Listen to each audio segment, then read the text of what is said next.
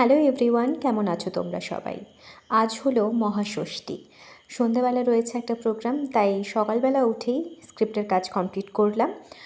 সন্ধেবেলা রয়েছে কবিতার কোলাজ, তাই আমার কচিকাঁচা বাচ্চাগুলো রয়েছে, তার সাথে বেশ কিছু নৃত্যশিল্পী রয়েছে। সেই অনুষ্ঠান পরিচালনার জন্য আমাকেও যেতে হবে। তো তার জন্য একটু গুছিয়ে নিলাম। বাড়িতে ওয়্যারিংয়ের কাজ হয়েছে, সকালবেলা পুজো হয়েছে, তারপর এই বাগানে ঘোরাঘুরি করেছি কিছুটা সময়। তারপর বৃষ্টি এসেছে ঝমঝমিয়ে, দেখো। আওয়াজ পেলে? ওই যে রিহার্সাল হচ্ছে।